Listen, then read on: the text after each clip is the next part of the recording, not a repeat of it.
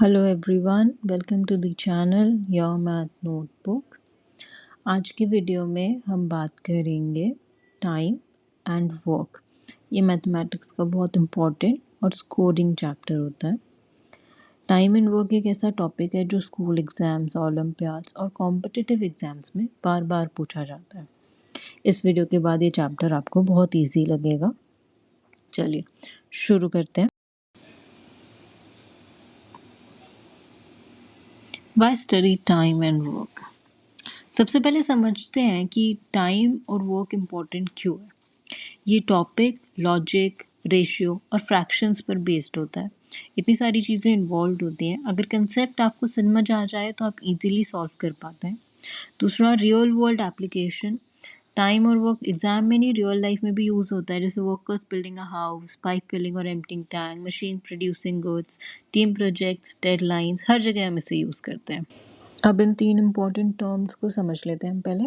Work work का मतलब होता है टोटल काम जो कंप्लीट करना है। हम अक्सर टोटल वर्क को एलसीएम ऑफ गिवन डेज मान लेते हैं। ये आपको बाद में जैसे वीडियो कंप्लीट होगी तो समझ आएगा बेटर। अभी के लिए वर्क वो काम जो हमें कंप्लीट करना है। टाइम काम कंप्लीट करने में जो हमें समय लग रहा है उसको हम कहते हैं टाइम। इस यहाँ पर ये डेज, आवर्स या मिनट्स में होता है। एफिशिएंसी यानी कि the rate at which work is done, या फिर काम करने की स्पीड, कि किस स्पीड से हम काम कर रहे हैं। ज़्यादा एफिशिएंट कोई काम करेगा तो उसे कम टाइम लगेगा काम करने में, और अगर कोई कम एफिशिएंसी से उसी काम को पूरा करेगा तो उसी काम को पूरा करने के लिए उसे ज़्यादा टाइम लगेगा। ज़्यादा एफिशिएंसी कम टाइम, कम एफिशिएंसी ज़्यादा टाइम। एफिशिएंसी और टाइम हमेशा इन्वर्सली प्रोपोर्शनल होते हैं, यानी कि अगर एक बढ़ेगा तो दूसरा कम होगा। ज़्यादा एफिशिएंसी कम टाइम, कम एफिशिएंसी ज़्यादा टाइम। अब नेक्स्ट है कोर फॉर्मूलाज एंड प्रिंसिपल्स, जिसमें फर्स्ट है कि अगर हमें वर्क कैलकुलेट करना है तो उसके लिए हम करते हैं एफिशिएंसी इनटू टाइम। पूरा चैप्टर ऑलमोस्ट इसी फॉर्मूला के अराउंड घूमता है। Second, inverse relationship. अभी मैंने बताया जैसे कि अगर आपका वर्क फिक्स्ड है तो एफिशिएंसी और टाइम इन्वर्सली प्रोपोर्शनल होते हैं। जो ज़्यादा एफिशिएंट होगा उसे कम टाइम लगेगा, जो कम एफिशिएंट होगा उसे ज़्यादा टाइम लगेगा।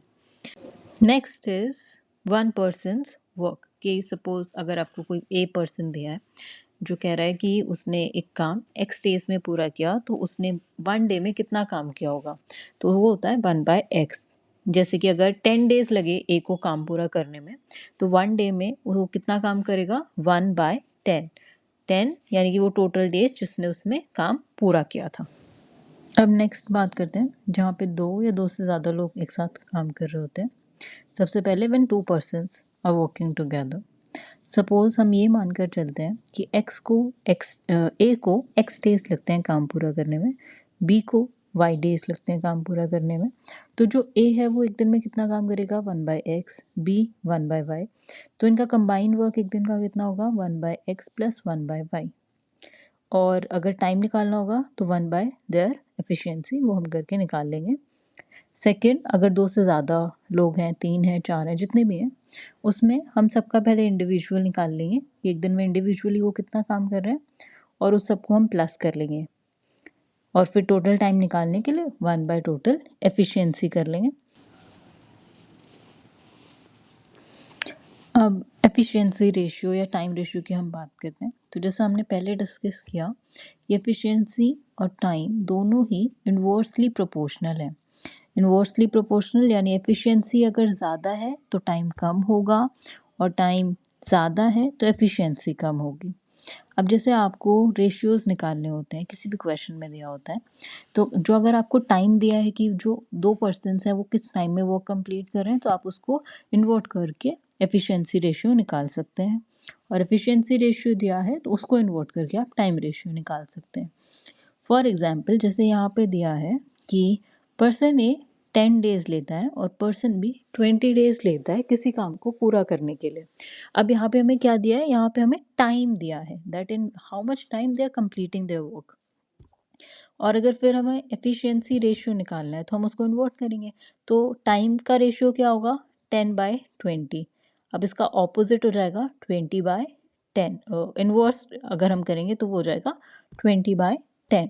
तो वहाँ से उसका एफिशिएंसी रेशियो आया 2:1, यानी कि जो ए है वो ट्वाइस एफिशिएंट है, twice as efficient as person B, कि ए जो है वो हाफ टाइम में काम पूरा कर रहा है। अब नेक्स्ट है work and wages.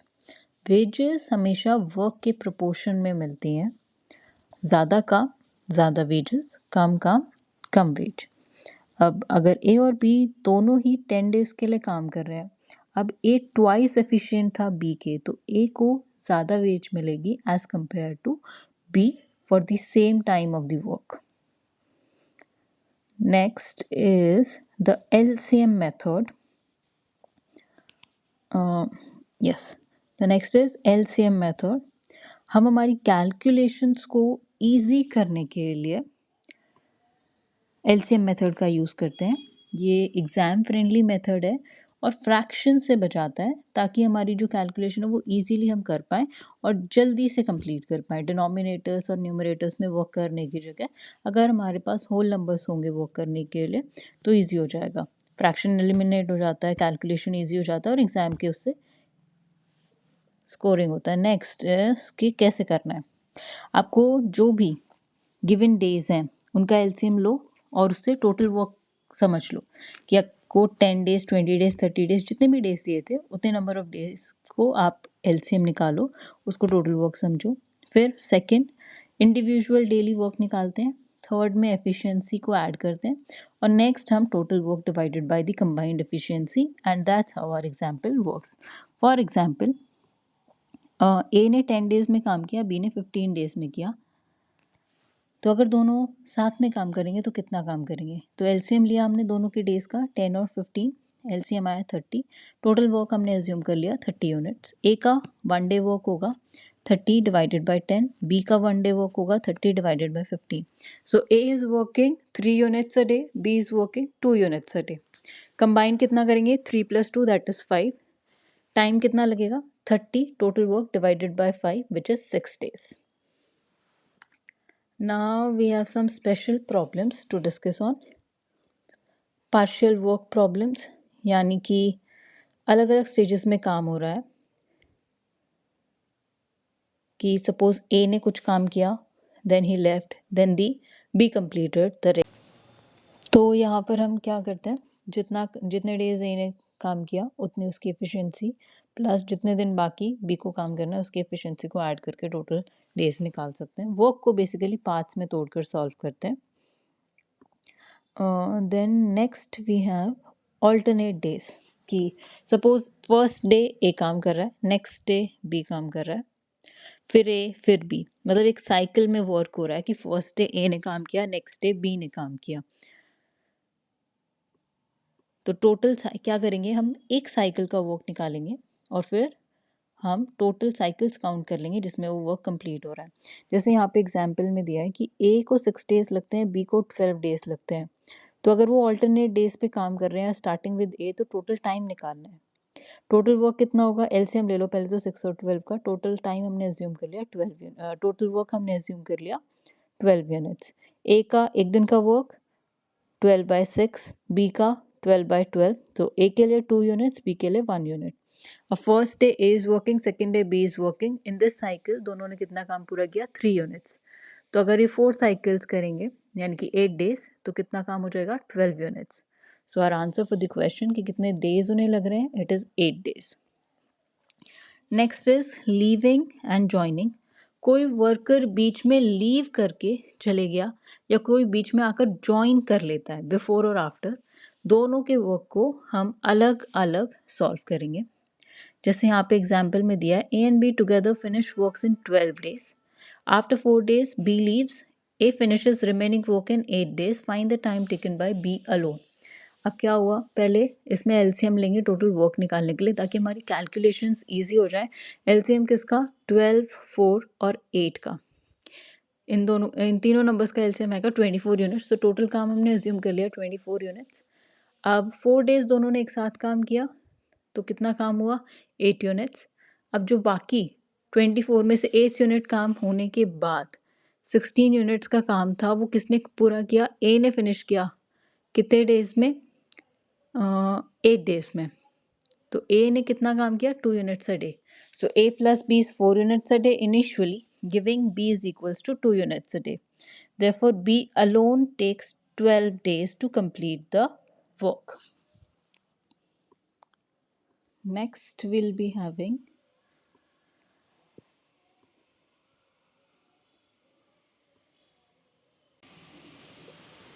next is pipes and systems. ये भी टाइम और वर्क का ही पार्ट होता है एक तरीके से.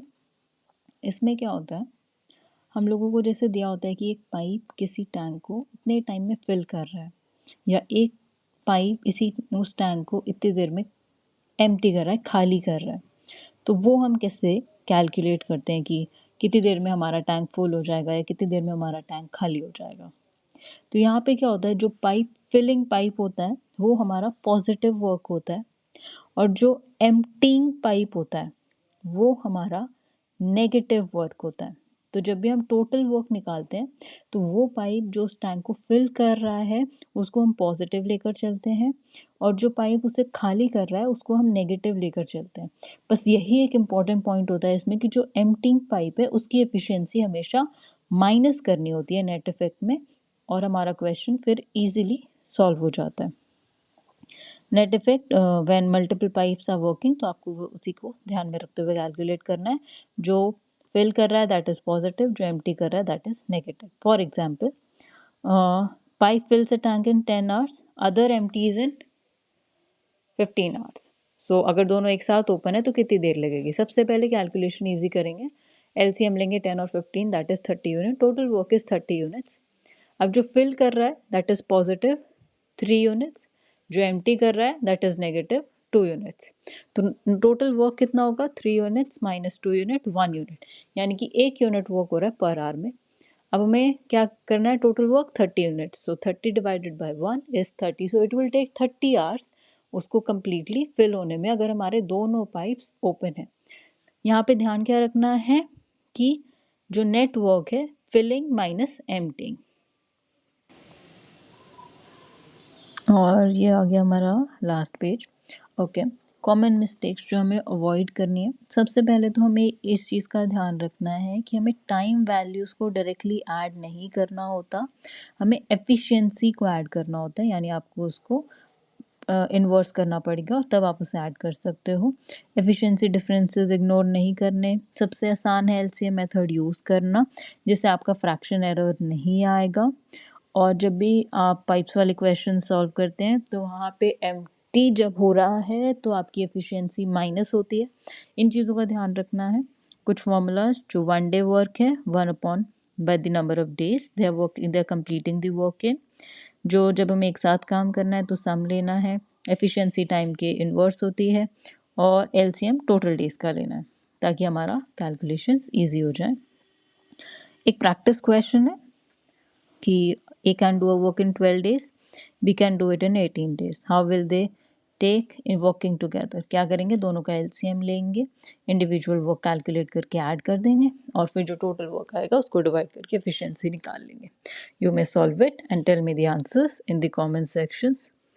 वीडियो अच्छी लगी हो तो please do like share subscribe. Thank you so much for watching it. And in the next video, we'll be solving important questions from the previous year's papers. Thank you, everyone.